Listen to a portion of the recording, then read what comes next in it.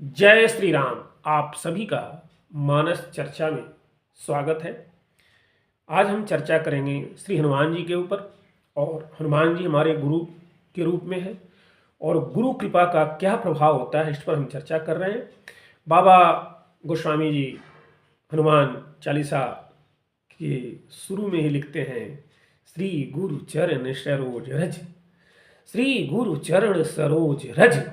तो हनुमान जी हमारे गुरुदेव हैं और उनके चरण कमल हैं, और चरण कमल की जो धूलि है, जो रज है, वह गुरुदेव के चरण कमलों का पराग है। अच्छा, रज की आवश्यकता पड़ी क्यों?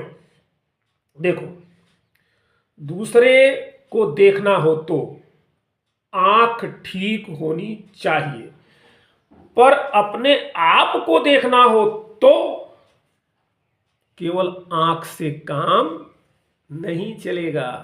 अपने आप को देखना हो तो केवल अपनी आंख से काम नहीं चलेगा, यह ध्रुव सत्य है। आंख तो ठीक हो, लेकिन दर्पण भी, सामने जिस दर्पण में हमें देखना है वह दर्पण भी साफ सुथरा ठीक होना चाहिए। आंख ठीक हो और दर्पण अपवित्र हो, पवित्र न हो, अपने आप को हम देख सकते हैं, अपने आप को देखा नहीं जा सकता। दर्पण भी साफ सुथरा होना चाहिए और आंख भी ठीक होनी चाहिए। तो गुरुदेव के चरण रज का काम क्या है? श्री तुलसीदास जी महाराज रामचरितमानस के आरंभ में कहते हैं, गुरु वंदना करते हुए बाबा क्या लिखते हैं? गुरु पद रज मृदु मंजुल अंजन, नयन अमीय दृग दोष विभंजन। गुरु पद रज मृदु मंजुल अंजन, गुरु पद रज मृदु मंजुल अंजन, नयन अमीय दृग दोष विभंजन। तेहि करि विमल विवेक विलोचन, बरनौ राम चरित भव मोचन। श्री गुरु महाराज के चरणों की रज कोमल और सुंदर नयनामृत अंजन है, जो नेत्रों के दोषों का नाश करने वाला है। उस अंजन से विवेक रूपी नेत्रों को निर्मल करके मैं संसार रूपी बंधन से छुड़ाने वाले रामचरित्र का वर्णन करूंगा, रामचरित्र का वर्णन कर रहा हूं, ऐसा बाबा कहते हैं। गुरुदेव की चरण कमलों की धूल अंजन है। अंजन अर्थात आंख में आ जाए। जो नेत्रों को दोष, जो नेत्रों में भरे हुए दोष हैं, उन दोषों को दूर करने वाला है। और हनुमान जी महाराज हैं अंजनी नंदन। तो अंजनी नंदन हैं गुरुदेव, और उनकी चरण कमलों की धूल बन गई अंजन आंखों के लिए। कौन सी आंखें? मर्मी सज्जन सुमति कुदारी, ज्ञान विराग नयन उर्गारी। बाबा लिखते हैं, मर्मी सज्जन कुमत, मर्मी सज्जन सुमति कुदारी, ज्ञान विराग नयन उर्गारी। उत्तरकांड की पत्ती है। मर्मी सज्जन सुमति कुदारी, ज्ञान विराग नयन उर्गारी। यह दो आंखें जैसे बाहर की हैं, वैसे ही दो आंखें भीतर की हैं।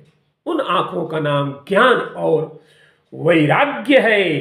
ज्ञान भी भीतर रहता है और वैराग्य भी भीतर रहता है। त्याग दिखाई देगा, क्रिया भी दिखाई देगी, कर्म बाहर दिखाई देता है, लेकिन वैराग्य भीतर ही रहता है, वह दिखाई नहीं देता। वह मन की दशा है। इसी तरह ज्ञान भी भीतर रहता है। ज्ञान के कारण बाहर दिखता तो है, लेकिन ज्ञान तो भीतर ही रहता है। यह ज्ञान वैराग्य दोनों हमारे भीतर की दो आंखें हैं। अब ये आंखें हो गई खराब। आंखें भी खराब होती हैं। हाँ भाई, आंखें खराब होती हैं। कैसे? इन आंखों में जब मोतियाबिंद हो जाता है तो आंख खराब हो जाती है, दिखना बंद हो जाता है। तो इस ज्ञान और वैराग्य रूपी आंखों में भी मोतियाबिंद नाम की बीमारी हो गई है। कई बार हम सब देखते हैं कि ज्ञान तो रहता है पर उसके बाद भी दुश्मनी मिटती नहीं। तो ज्ञान किसका है? अद्वैत। जो दो ना हो, एक ही हो, उसको कहते हैं अद्वैत। हमें अद्वैत का ज्ञान है। और दुश्मन कौन है? दूसरा। तो हमेशा दुश्मन दूसरा आदमी ही होता है, दूसरा आदमी हमारा दुश्मन है। और ज्ञान कहता है कि दूसरा तो है ही नहीं है, अद्वैत है।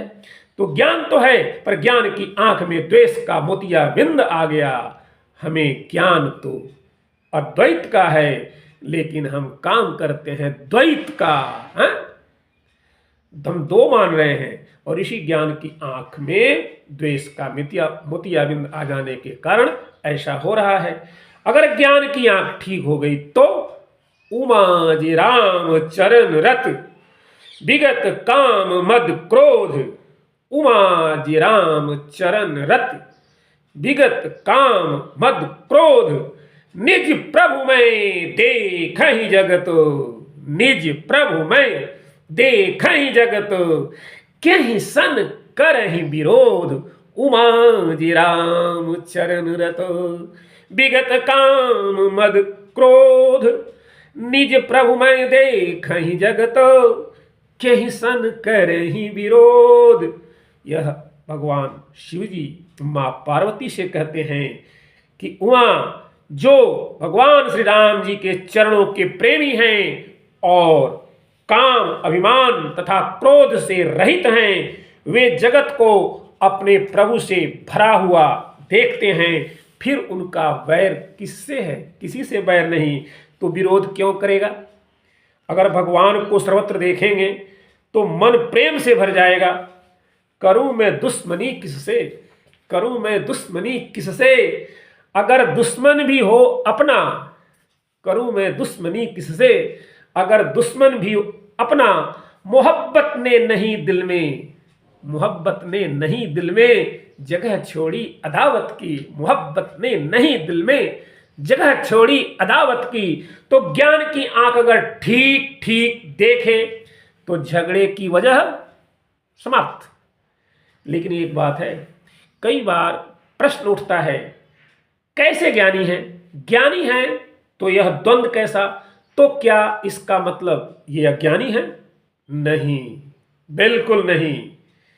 मैं आपसे कहूं, जिनके जीवन में द्वंद्व भी दिखाई दे, द्वेष भी दिखाई दे, तो यह नहीं मानना चाहिए कि वे ज्ञानी नहीं हैं। आंख में मोतियाबिंद आ जाए तो यह मानना नहीं चाहिए कि आंख नहीं है। आंख तो है लेकिन खराब हो गई है। इसी तरह ज्ञान होने पर भी जिसके जीवन में परस्पर द्वंद्व दिखाई देते हैं तो समझना चाहिए कि उनकी आंख में द्वेष का मोतियाबिंद आ गया है। इसका मतलब हमारे पास ज्ञान तो है, आंख तो है, पर आंख में मोतियाबिंद आ गया है। तो आंख नहीं लानी पड़ी, हमें आंख तो नहीं लानी पड़ेगी किसी भी स्थिति में, क्योंकि आंख तो है। बस इसका हमें इलाज करवाना है। तो ज्ञान की आंख में द्वेष रूपी जो मोतियाबिंद और वैराग्य की आंख में राग रूपी मोतियाबिंद। देखिए, ज्ञान की आंख में द्वेष और वैराग्य की आंख में राग रूपी मोतियाबिंद हो गए हैं। तो इन ज्ञान और वैराग्य की आंखों में द्वेष और राग के मोतियाबिंद को दूर कैसे करें? इनका इलाज कराने के लिए करना क्या चाहिए?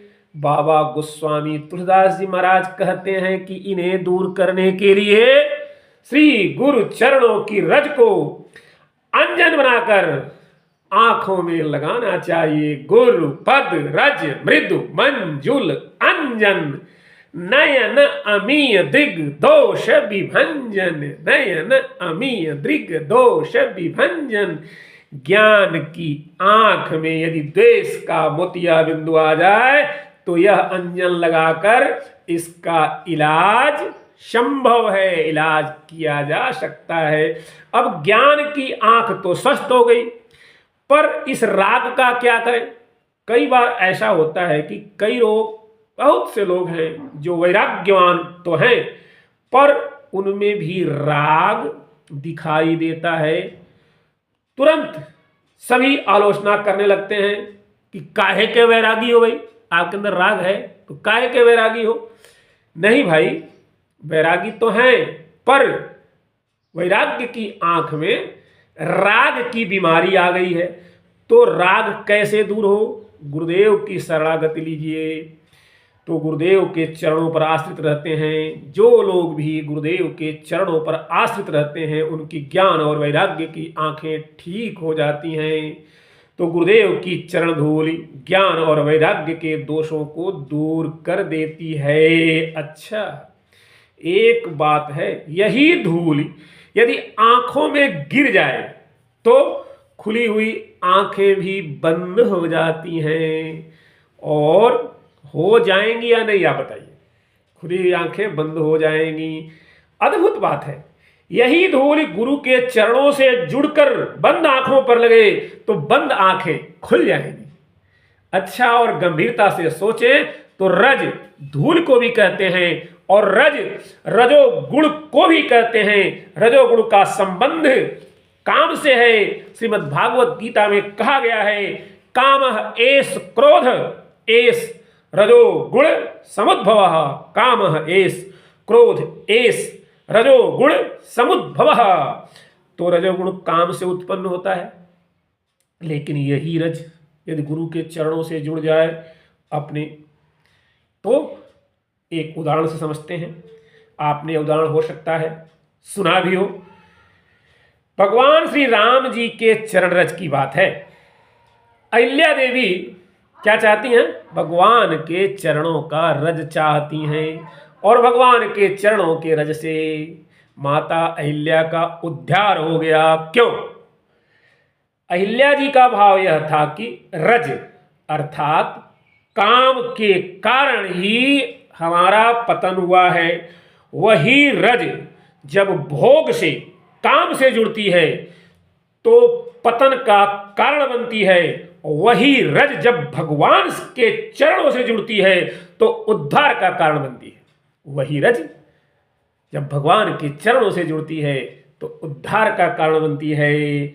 तो रज तो है, लेकिन वह गुरुदेव के चरणों से जुड़ गया है। अगर हमारी कामना भी हो तो बस यही कामना हो, संतन ढिंग बैठी बैठी, संतन ढिंग बैठी बैठी लोक लाज खोई। मीराबाई की यह कामना कितनी उत्तम कामना थी। गुरु की चरण धूल से ज्ञान और वैराग्य की आंखें ठीक हो गई। अच्छा, ज्ञान ठीक हो गया, वैराग्य ठीक हो गया, लेकिन ज्ञान और वैराग्य की आंखों से हम बाहर देखते हैं, दूसरों को देखते हैं।